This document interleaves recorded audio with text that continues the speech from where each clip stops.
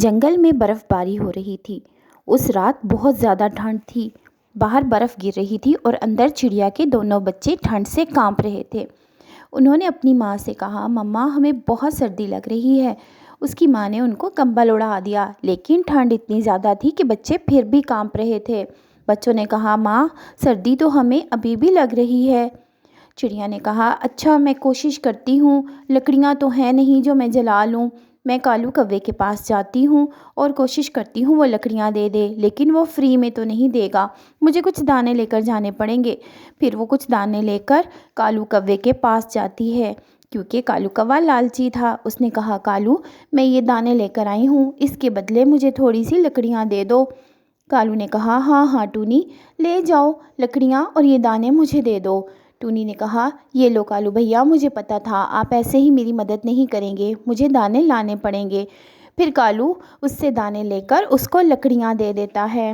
Tony وہ لکڑیاں لیتی ہے اور کہتی ہے، آپ کا شکریہ، آپ نے اس وقت میری مدد کی، حالانکہ اس وقت باہر برف باری ہو رہی ہے، میں لکڑیاں نہیں لا سکتی۔ اور پھر لکڑیاں لے کر چلی جاتی ہے تو کالو ہنسنے لگتا ہے، کیونکہ اس نے اس کو گیلی لکڑیاں دے دی تھیں۔ اس نے کہا، مزہ آ گیا، گیلی لکڑیوں کے بدلے اتنے سارے دانے مل گئے، اب اس ٹھنڈ میں بیٹھ کر آرام سے کھاؤں گا۔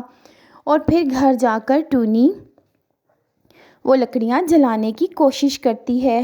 سارا کمرہ دھوئیں سے بھر جاتا ہے، کیونکہ وہ لکڑیاں تو جل ہی نہیں رہی تھیں، کیونکہ وہ گیلی تھیں۔ ککو کہتا ہے، مما کالو کوے نے آپ سے دھوکہ کیا ہے، اس نے آپ کو گیلی لکڑیاں دے دی ہیں۔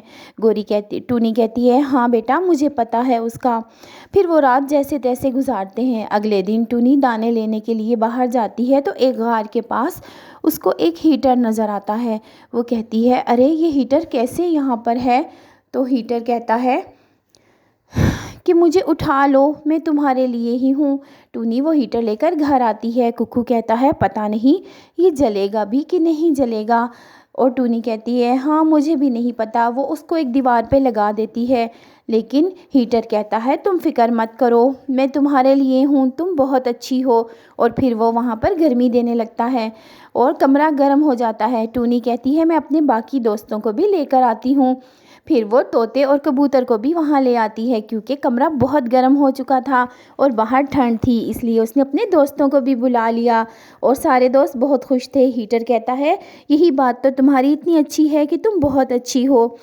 پھر اتنی تیز بارش ہوتی ہے کہ کالو کوے کے سارے کمرے میں بارش ہی آ جاتی ہے اور اس کا سارا گھر گیلا ہو جاتا ہے اور اس کی لکڑیاں بھی نہیں جلتی، کیونکہ لکڑیاں بہت گیلی ہو جاتی ہیں۔